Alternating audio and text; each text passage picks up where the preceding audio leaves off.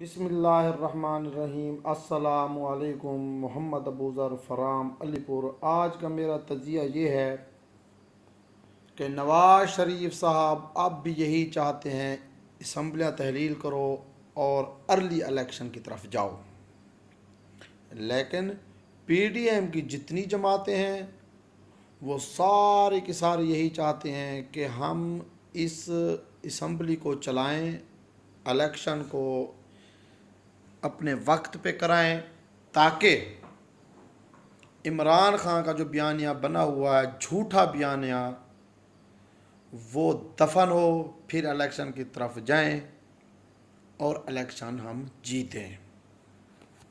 सूरत हाल ये है कि इमरान खान ने हमारे मुल्क पाकिस्तान का बेड़ा गर्क कर दिया। ये कहते हैं यूथ जो उसके दीवाने हैं, उसके चाहने वाले हैं, वो ये कहते हैं कि इमरान खान ने मुल्क में आके अच्छे काम किए। एक अच्छा काम बता दें, एक अच्छा काम कि जिस दिन से ये इक़्तिदार में आया है, जिस दिन से ये इंसान वज़ीर आज़म की कुर्सी पे बैठा है, जिस दिन से ये इंसान वज़ीर आज़म पाकिस्तान बना है, कोई एक खबर अच्छी इसकी हमें बता दें, कोई एक अच्छा फ़ैसला बता दें कि इसने मुल्क में ये काम किया है जिससे गरीब आवाम खुश हुई हो। कोई ऐसे काम इसने नहीं किए। ये जिस ज़ोर पे आया है, जिनकी बाजुओं की ताकत पे ये असम्बली में पहुंचा है, वज़ीर आज़म बना है, पाकिस्तान का वज़ीर आज़म बना है, वो सबको पता है कि कौन लेके आने वाला है, फिर इसकी हुकूमत कौन गिराने वाला है, फिर इसका बयानिया कौन बनाने वाला है, फिर ज़िमनी इलेक्शन में शिकस्त दिलवाने वाला कौन है।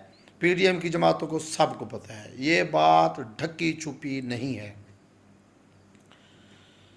अब इमरान खान का अगला लाहेअमल यही है कि इलेक्शन जल्दी हो और मैं इलेक्शन में जाऊं। जैसे मेरा बयानिया बना हुआ है, इस बयानिए के तहत मैं भारी अक्सरियत से कामयाब हो जाऊं और मैं फिर मुल्क का वज़ीर आज़म बन जाऊं, जबकि इसको नहीं मालूम कि इसके साथ क्या गेम हो रही है। ये मैंने आपको अपनी एक पहले भी वीडियो में कहा था, मैंने तज़किया किया था कि कुछ भी हो जाए, कुछ भी हो जाए, जो कुछ भी हो जाए, ये दोबारा कभी ज़िंदगी में वज़ीर आज़म नहीं बन सकता। इमरान खान साहब ये अब ख्वाब में ही देखेंगे कि वो वज़ीर आज़म बने हैं, वरना हकीकत में वो वज़ीर आज़म नहीं बन सकते। महंगाई इससे कंट्रोल नहीं हुई, बेहयाई हमारे मुल्क में बहुत ज़्यादा फैली इसके दौर में। उसके अलावा कोई ऐसा अच्छा काम इसने नहीं किया जिससे पब्लिक राज़ी हुई हो। यूथ ये जो इसके दीवाने हैं, इसके चाहने वाले हैं, वो तो मेरी अल्लाह तौबा, जो जो जो जो इन्होंने बयान दिए हैं वो सबको पता है। ये इंसान इय्याक नअबुदु व इय्याक नस्तईन से शुरू करता है। इय्याक नअबुदु इय्याक नस्तईन पढ़ के जो इंसान झूठ बोले, आप ये बताएं कि इसने सहाबा के बारे में लूट मार से सहाबा का नाम तशबीह दिया। इसके दौर में आसिया मलूना रिहा हुई और इसने अमेरिका के एंकर के सामने बैठ के तस्लीम किया। इस इंसान ने तस्लीम किया, जो वो आसिया मलूना थी ना वो छूटी, उसकी रिहाई हुई नवाज शरीफ के दौर में, ना आसिफ जरदारी के दौर में, इसके दौर में आके रिहाई हुई। वजह क्या थी, क्यों छोड़ा गया, फैसला अदालत ने दिया। सब यूथ यही कहते हैं कि वो अदालत की तरफ से फैसला था, लेकिन जब इसने खुद ही बयान दिया कि हमने चंद अनासिर दहशतगर्द मौलवी थे जो सड़कों पर निकले आसिया के ख़िलाफ़, हमने उनको जेलों में डाला। इमरान खान का इंटरव्यू है, ऑन द रिकॉर्ड है कि हमने उसको जेलों में डाला। जेलों में डाल के हमने आसिया मलूना को बाइज्जत बरी कराकर और बाहिफाजत के साथ बैरून मुल्क भेजा। क्यों? जिसने हमारे नबी सल्लल्लाहु अलैहि वसल्लम में गुस्ताखी की, उसको क्यों छोड़ा गया? ऐसे बहुत मामलात हैं। ये इंसान हल्फ उठाते वक्त ख़ातमुन नबीयीन का लफ्ज़ नहीं कह सका। मुझे समझ ये नहीं आती, ख़ातमुन नबीयीन का लफ्ज़ ना कह सकना, फिर एक तो कह नहीं सका, उसके बाद फिर हंसता है। उसी जब ये नहीं कह सका फिर ये हंसने लग गया। किसको इशारा था? क्या था? बात यह है कि इय्याक नअब्दु व इय्याक नस्तईन कहने से हर किसी को पता है, फिर ये इस्लामी टच लेके आ जाते हैं। किसको नहीं पता कि इस्लाम इस्लाम इस्लाम इस्लाम इस्लाम की बात करते हैं कि हम इस्लाम लेके आए, हम इस्लाम लेके आए। मुझे ये समझ नहीं आती ये कैसा इस्लाम है, ये कैसा इस्लाम है, कैसा दीन फैला रहे हैं। झूठ इनसे बनता है, झूठ ये बोलते हैं। इनकी अल्फाज, हर बात में अल्फाजों में हेरा फेरी। और इस इंसान ने हमारे मुल्क में ऐसी तबाही मचा दी, इदारों को इसने नहीं बख्शा, इदारों के ख़िलाफ़ महाज इसने नहीं, इदारों के ख़िलाफ़ महाज इसने बनाया। ये इंसान अब फिर वही महाज, जब इदारे इसके साथ होते हैं तो ये उनकी तारीफ़ें करता है, जैसे ही इदारे न्यूट्रल होते हैं तो उनको क्या क्या कुछ करता है। न्यूट्रल का नाम इसने क्या तशबीह दिया था? न्यूट्रल तो जानवर होता है, भी तुम मुदाखलत करो और मेरा साथ दो। हर इंसान को पता है कि ये झूठा है, लेकिन फिर भी यूथ ये इसको अपना लीडर समझते हैं। ठीक है, समझो समझो, हमारे मुल्क को महंगाई की दलदल में फंसाने वाला यही शख्स है और कोई नहीं है। अगर अदम एतमाद ना आता तब भी महंगाई होती, ज़रूर होती। सी पैक किसने आके बंद किया? किसको नहीं पता। ना माने सी पैक भी इसने आके बंद किया। किसकी इमा पर किया? अमेरिका की इमा पर। अमेरिका कभी नहीं चाहता था कि हमारा पाकिस्तान तरक्की करे। नवाज शरीफ जिस दौर में था, सी पैक के काम हुए, बिजली के प्लांट्स लगे, किसको नहीं पता? बिजली हमारे मुल्क में थी ही नहीं, बिजली के प्लांट्स लगे, सी पैक है, नवाज शरीफ ने कर्जा लिया, काम हुआ। इसने नवाज शरीफ से ज़्यादा कर्जा लिया हमारे मुल्क में। ये बता दीजिए कि कहाँ इसने काम किया? सी पैक का काम रुका, पावर प्लांट बिजली के नहीं लगे।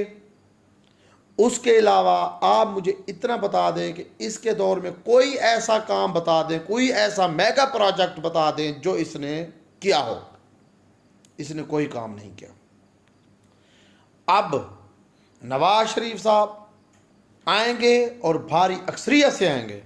आने वाला दौर नवाज शरीफ का है, ये मेरी बात नोट कर लें। अब जो इमरान खान फंसेगा इसको पता भी नहीं चलेगा। अब तो इस वक्त ये इसको ज़हन नशीन कर लिया है इसने कि आने वाला इलेक्शन मेरा है, जबकि इसको नहीं पता कि आने वाले इलेक्शन में आपको अगर 50 से 60 सीट भी मिल जाती है आपके लिए बहुत बड़ी है। मैं कहता हूँ ये 50 से 60 सीट भी नहीं ले सकता हूँ। MNA की 50 सीटें कौमी असम्बली की इसको नहीं मिलेंगी और भारी अक्सरियत से कामयाब होगी नून लीग। और आने वाले दौर नून लीग का है।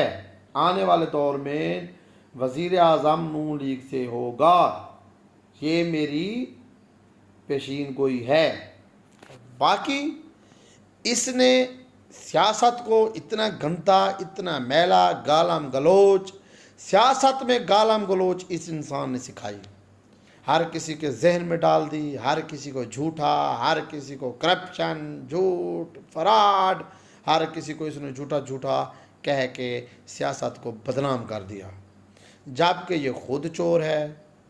किसको नहीं पता इसके ऊपर कितने स्कैंडल ऐसे हैं जो अब आप खुद देख लें कि इसने मुल्क का सत्यानाश कर दिया। मुल्क की तबाही करने वाला शख्स इमरान खान है।